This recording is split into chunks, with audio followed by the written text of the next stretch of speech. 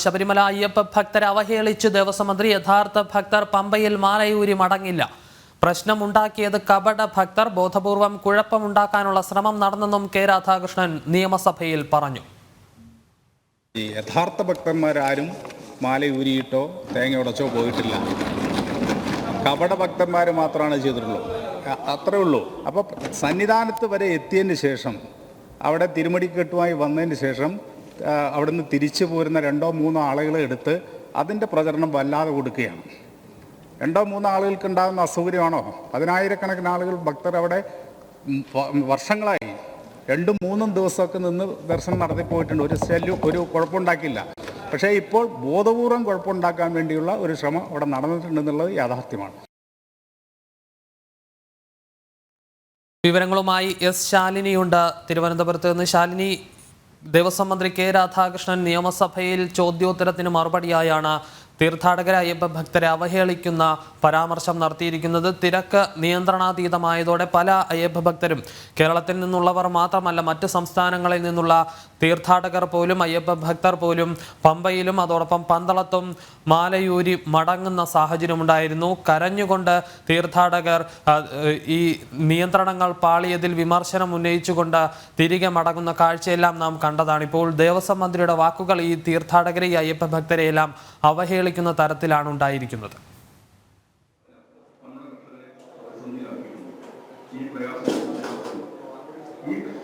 വിഷ്ണു, അത് തന്നെയാണ് ഏറ്റവും പ്രധാനപ്പെട്ട കാര്യം. ഹൈക്കോടതി ഇടപെടലടക്കം ശബരിമലയിലെ ഈ ഒരു തിരക്ക് വർദ്ധിച്ച സാഹചര്യത്തിൽ ഉണ്ടായതാണ്. ഈ പശ്ചാത്തലത്തിൽ വലിയ രീതിയിലുള്ള നിയന്ത്രണങ്ങൾ ഏർപ്പെടുത്തിയതിനെതിരെ ഹൈക്കോടതിയിലടക്കം വിമർശനങ്ങൾ സംസ്ഥാന സർക്കാരിനും സംസ്ഥാന പോലീസിനും നേരിടേണ്ടി വന്നൊരു സാഹചര്യം കൂടിയുണ്ട്.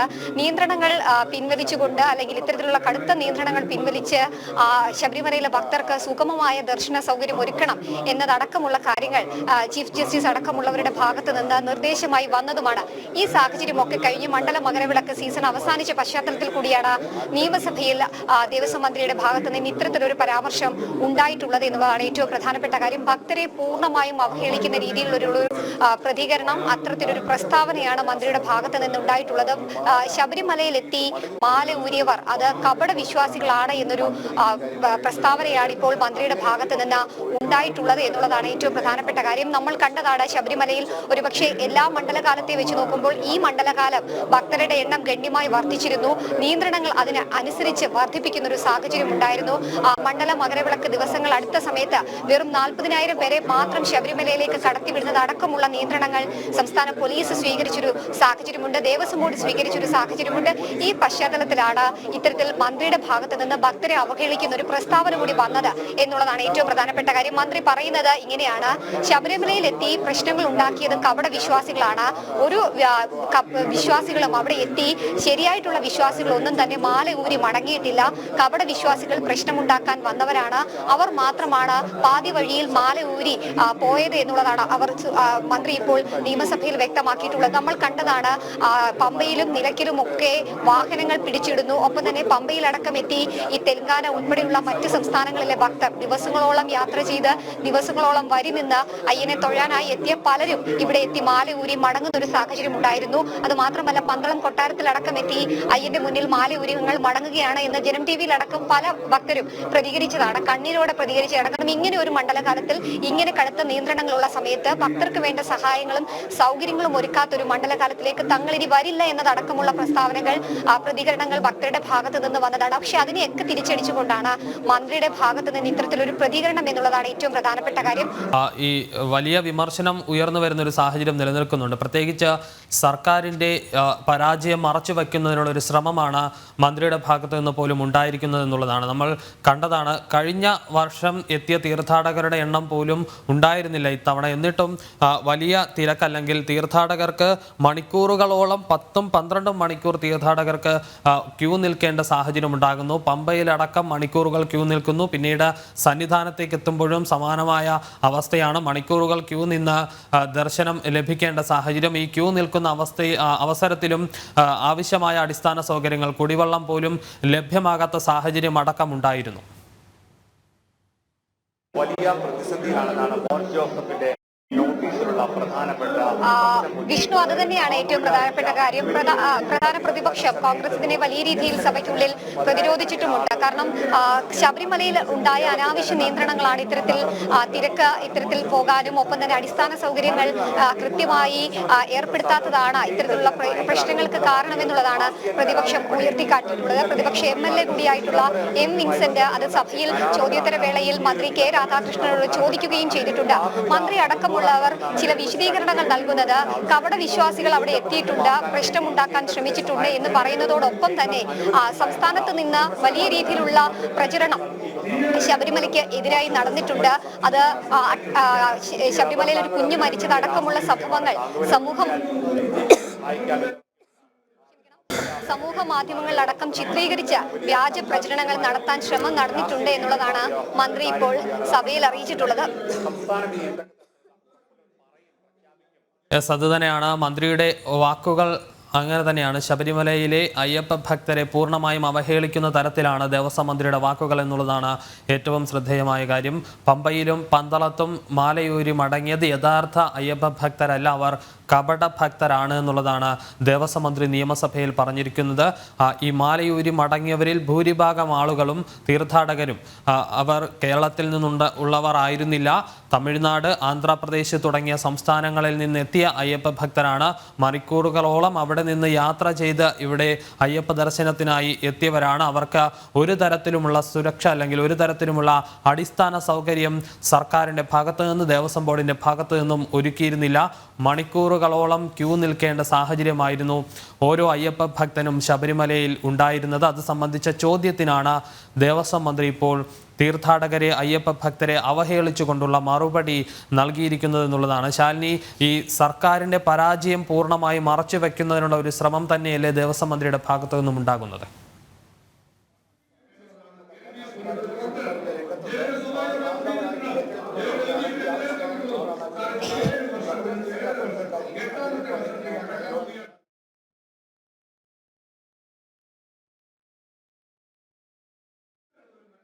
ശാലിനി, കേൾക്കാമെങ്കിൽ തുടർന്നോളൂ.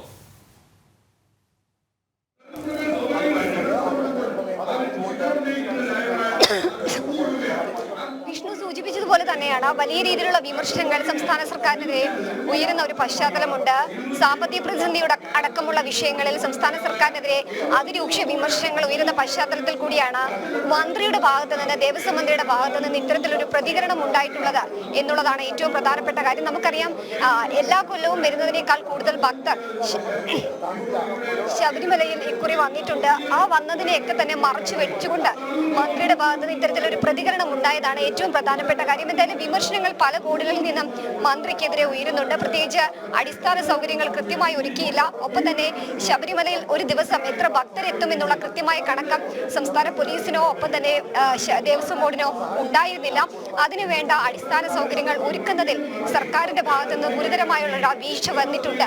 ഭക്തരുടെ പണം അല്ലെങ്കിൽ ഈ ഭണ്ഡാരത്തിൽ വീഴുന്ന കാണിക്കപ്പണം മാത്രം മതി സർക്കാരിന് എന്ന നിലപാടിലേക്ക് മാറുന്നതാണ് ദേവസ്വം മന്ത്രിയുടെ വാക്കുകൾ എന്നുള്ളതാണ് ഉയരുന്ന വിമർശനം.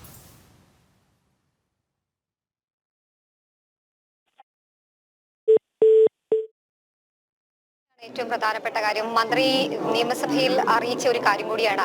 എത്ര വരുമാനം ഇക്കുറി ഉണ്ടായിട്ടുണ്ട് എന്നുള്ള പ്രതിപക്ഷ ചോദ്യത്തിന് അദ്ദേഹം അറിയിച്ചത് വരുമാനം എണ്ണി തിട്ടപ്പെടുത്തിയിട്ടില്ല എന്നുള്ളതാണ്. അതേസമയം തന്നെയാണ് അടിസ്ഥാന സൗകര്യ വികസനം ശബരിമലയിൽ ഒരുക്കുന്നതിൽ ഗുരുതരമായിട്ടുള്ള വീഴ്ചകൾ ഉണ്ടായിട്ടുണ്ട് ഇക്കൊല്ലം എന്നുള്ളത് ദൃശ്യങ്ങളടക്കം പുറത്തു വന്നതാണ്. അതിൽ ഒരു ചോദ്യം എന്നുള്ളത് ഈ വാഹനങ്ങളടക്കം നിർത്തിയത് ഭക്തർക്ക് മതിയായ സൗകര്യങ്ങൾ ഒരുക്കാത്ത ഭാഗങ്ങളിലാണ്.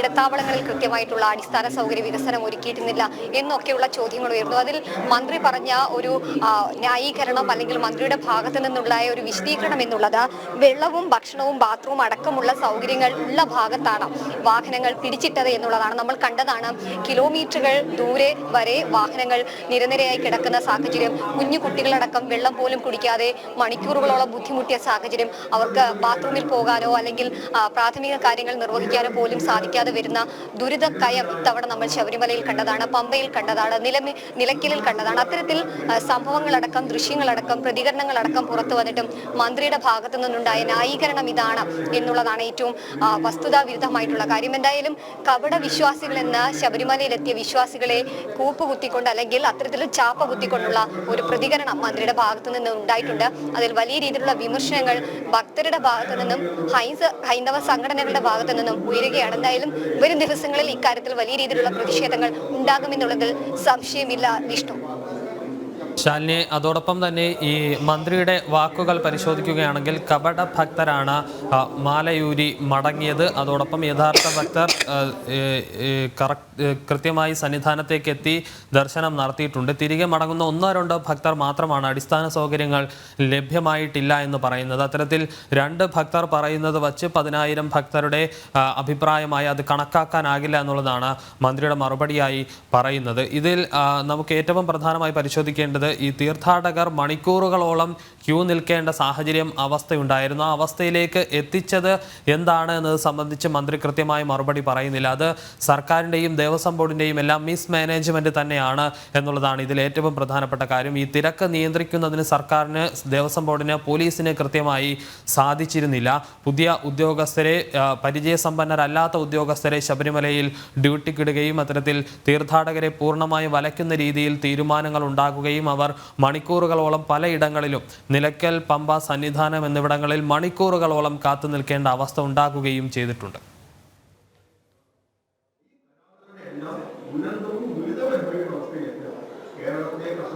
വിഷ്ണു, അത് തന്നെയാണ് കാരണം. വെർച്വൽ ക്യൂ സംവിധാനം ഏർപ്പെടുത്തുന്നു, ഒപ്പം തന്നെ അനധികൃത നിയന്ത്രണങ്ങൾ ശബരിമലയിൽ ഏർപ്പെടുത്തുന്നു, പരിചിതമല്ലാത്ത പോലീസ് ഉദ്യോഗസ്ഥരെ അവിടെ നിയോഗിക്കുന്നു. നമ്മൾ കണ്ടതാണ്. അതേസമയം തന്നെ ശബരിമല മണ്ഡല മകരവിളക്ക് സീസൺ സമയത്ത് തന്നെയാണ് നവകേരള യാത്ര നടക്കുന്നത്. ഒരുപക്ഷെ ശബരിമലയിൽ ഇത്രയധികം തിരക്കുണ്ടാകുമെന്നുള്ള പ്രതീക്ഷകൾ, കണക്കുകൾ സംസ്ഥാന സർക്കാരിന് വേണ്ടതായിരുന്നു. പക്ഷേ ആ തിരക്കുകളൊന്നും പരിഗണിക്കാതെ നവകേരള യാത്രയ്ക്ക് കൂടുതൽ പോലീസിനെ വിന്യസിക്കുന്ന കാഴ്ചകൾ നമ്മൾ കണ്ടതുമാണ്. എന്തായാലും അന്യ സംസ്ഥാനത്ത് നിന്ന് ഉൾപ്പെടെ പതിനായിരക്കണക്കിന് ഭക്തരാണ് ഓരോ ദിവസവും ശബരിമലയിലേക്ക് എത്തിയത്. ആ എത്തിയ ഭക്തർക്ക് അടിസ്ഥാന സൗകര്യം ഒരുക്കുന്നതിൽ ഗുരുതരമായിട്ടുള്ള വീഴ്ച സംസ്ഥാന സർക്കാരിന്റെ ഭാഗത്തു നിന്നും ദേവസ്വം ബോർഡിന്റെ ഭാഗത്തു നിന്നും ഉണ്ടായിട്ടുണ്ട് എന്നുള്ളതാണ് ഏറ്റവും പ്രധാനപ്പെട്ട കാര്യം. എന്തായാലും അതിനെ മറച്ചു വെക്കാനുള്ള ഒരു ന്യായീകരണമായി വിശ്വാസികളെ ഇത്തരത്തിൽ കപട വിശ്വാസികൾ എന്ന് പറഞ്ഞുകൊണ്ട് ഇത്തരത്തിലൊരു പ്രതികരണം ഇപ്പോൾ ദേവസ്വം മന്ത്രി തന്നെ നിയമസഭയിൽ നടത്തിയിരിക്കുകയാണ്. എന്തായാലും വലിയ രീതിയിലുള്ള വിമർശനങ്ങൾ മന്ത്രിയുടെ പ്രതികരണത്തിനെതിരെ ഉയരുന്നുണ്ട്. പ്രത്യേകിച്ച് നമ്മൾ കണ്ടതാണ്